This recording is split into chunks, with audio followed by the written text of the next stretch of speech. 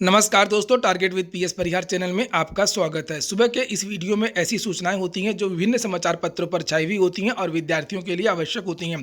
तो आइए शुरू करते हैं और देख लेते हैं कि आज के समाचार पत्रों में ऐसी कौन कौन सी सूचनाएं हैं। तो वीडियो को जल्दी से लाइक कर दें, शेयर कर दें। जिन्होंने चैनल को सब्सक्राइब न किया हो तो सब्सक्राइब भी कर लें। आगे बढ़ने से पहले एक और महत्वपूर्ण सूचना की विद्यार्थियों की बहुत सारी जो मांगे थी मान ली गई हैं। पीएस परिहार ऑनलाइन क्लासेस वाले ऐप की बहुत ज़्यादा विद्यार्थियों ने ऐप को डाउनलोड कर लिया है। ऐप को डाउनलोड करने वालों की संख्या लगभग 900 हो चुकी है और ग्रामीण क्षेत्र के जो विद्यार्थी थे वो मांग कर रहे थे कि सर फीस को कुछ कम कर दिया जाए, तो फीस कम कर दी गई है। जहां पर आप देख सकते हैं कि टीईटी की जो फीस है वो केवल 1500 रुपये कर दी गई है। 1500 रुपये में पूरे कोर्स के वीडियोज, सभी विषय के वीडियोज, ऑनलाइन टेस्ट, पीडीएफ सामग्री, बहुत सारी चीज़ें विद्यार्थियों को दी जाएंगी।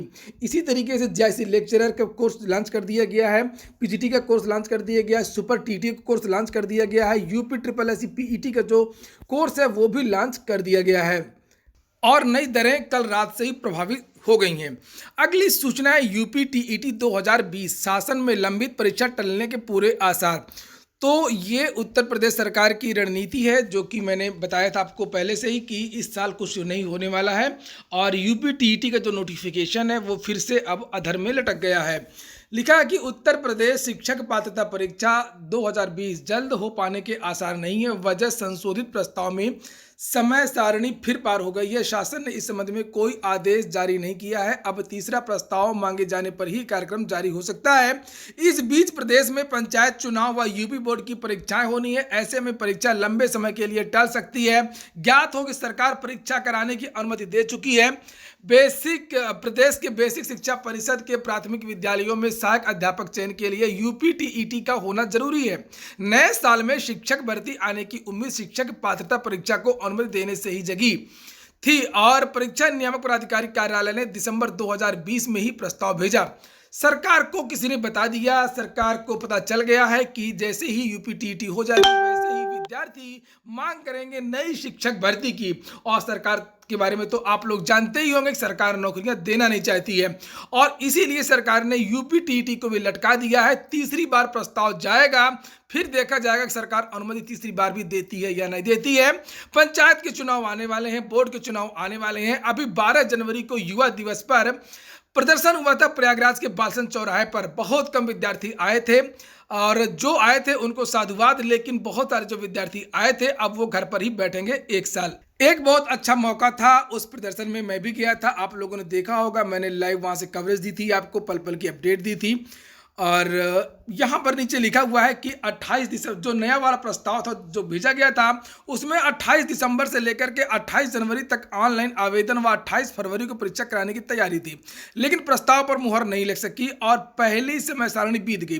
तब एनआईसी शासन व परीक्षा संस्था की बैठक हुई और इसमें शासन जनवरी के मध्य में शुरू होने पर सहमति बनी। परीक्षा संस्था से संशोधित प्रस्ताव मांगा गया। परीक्षा संस्था ने 30 दिसंबर को ही भेज दिया था। उसमें ऑनलाइन आवेदन 12 जनवरी से और परीक्षा 7 मार्च को कराने का प्रस्ताव था। शासन में मंथन के बीच दूसरे प्रस्ताव के समय सारणी बीत गई। अब परीक्षा संस्था फिर से प्रस्ताव लेने के बाद ही कार्यक्रम निर्गत होने के आसार हैं। इस बीच प्रदेश में पंचायत चुनाव व यूपी बोर्ड परीक्षाएं होनी है, इससे वह परीक्षा लटकने की उम्मीद है। हालांकि पिछले सप्ताह प्रयागराज आए महानिदेशक तो विजय किरण आनंद ने कहा था कि जो है बहुत जल्द निर्णय होगा, लेकिन विजय किरण आनंद के कहने से क्या होता है, होता वही है जो सरकार चाहती है। और सरकार क्या चाहती है मैं बहुत सारी वीडियोज इसके बारे में बना चुका हूं।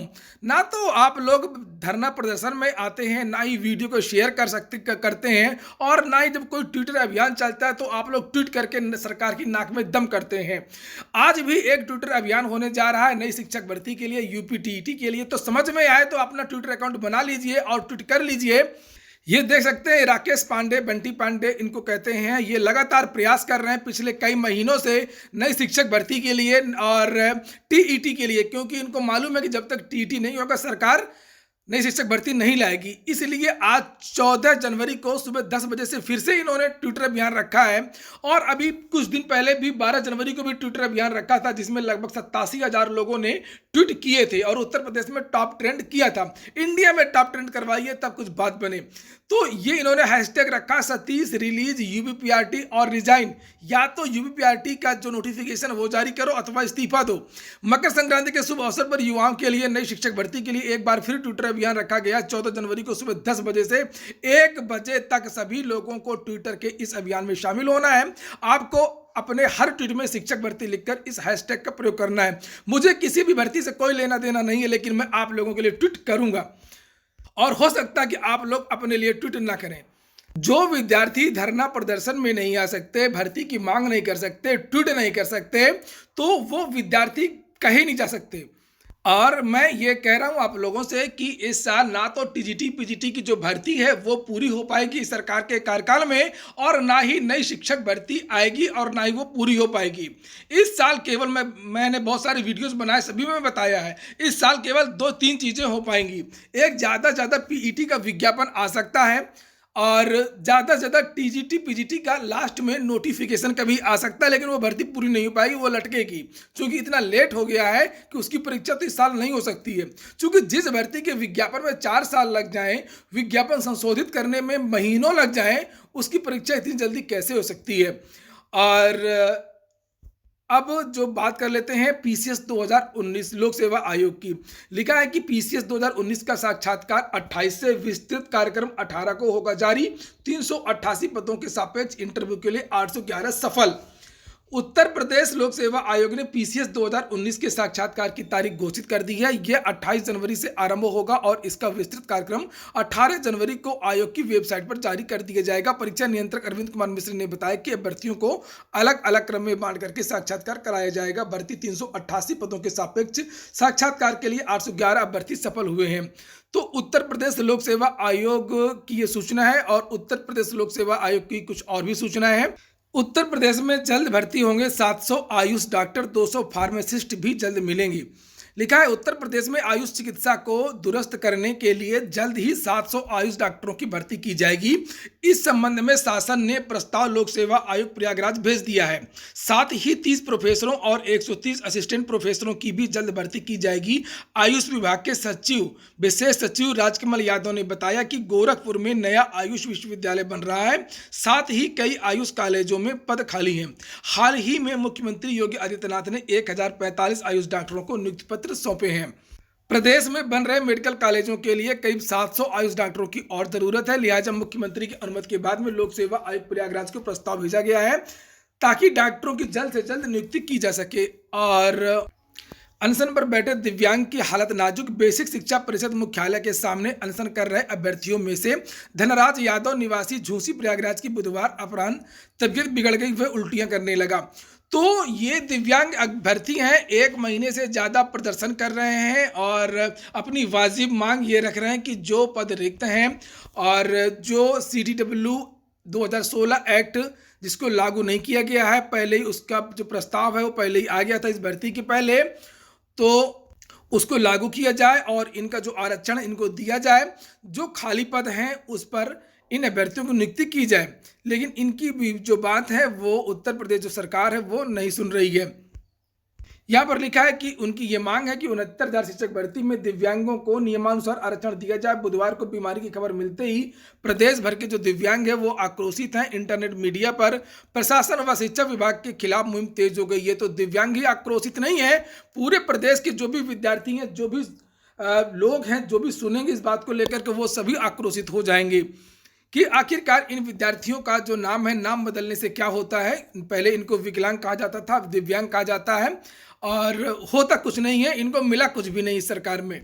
अगली सूचना है CBSE ने CTET के लिए जारी कर दिए एडमिट कार्ड, और 31 तारीख को ये परीक्षा हो रही है। कोविड-19 का एक फॉर्म भरना पड़ेगा, उसके बाद में ये परीक्षा होगी। तो ऐसी सभी परीक्षाएं होंगी जिनसे पैसा मिलता है, जिनसे आवेदन में पैसा मिलता है। जैसे बीएड एंट्रेंस हो गया तो उसमें कॉलेजों को फीस मिलती है, आवेदन का फॉर्म का पैसा मिलता है। उसी तरीके से PET में भी होगा, फीस रखी जाएगी, पैसा मिलेगा। लेकिन जिन परीक्षाओं में पैसा देना पड़ेगा बाद में, वो परीक्षाएं नहीं होंगी। जैसे नौकरियां, तो नौकरियों में अगर परीक्षा होगी उसके बाद में नियुक्ति होगी, फिर वेतन देना पड़ेगा। तो ऐसी चीज़ों को सरकार ने रोक रखा है। तो इसीलिए कोरोना काल में बीएड सबसे पहले जो बीएड की परीक्षा थी वो करवाई गई थी। इसके बाद में अगली सूचना है, सीचपाल की भर्ती के लिए अब घुड़सवारी जरूरी नहीं है। 1953 की भर्ती नियमावली में बदलाव कर रहा है सिंचाई विभाग। और जो लिखा है कि सिंचाई विभाग में अब सींचपाल की भर्ती के लिए अब घुड़सवारी अनिवार्य नहीं होगी। इसके लिए 67 साल पुरानी भर्ती नियमावली में संशोधन का प्रस्ताव भेज दिया गया है। साथ ही शैक्षणिक योग्यता भी हाई स्कूल के स्थान पर इंटरमीडिएट की जा रही है। वर्तमान में सींचपाल और सींच पर्यवेक्षक के आधे से ज्यादा पद खाली हैं। अभी तक लागू 1953 की भर्ती नियमावली के अनुसार सींचपाल के पद पर भर्ती के लिए घुड़सवारी के साथ ही साइकिलिंग की सवारी आना जरूरी था। बात इस सूचना की नहीं है, आप ये सूचना मत दीजिए। विद्यार्थी घुड़सवारी भी सीख लेंगे, लेकिन आप जो भर्ती निकालिए, आधे से ज़्यादा पद खाली हैं लेकिन भर्ती नहीं आई है। भर्ती इसलिए नहीं आई है क्योंकि नियमावली में बदलाव किया जा रहा है। उत्तर प्रदेश की सभी भर्तियों में बदलाव हो रहा है। इसके बाद में अगली सूचना है, हिंदी संयुक्त शोध प्रवेश परीक्षा के लिए प्रवेश पत्र जारी।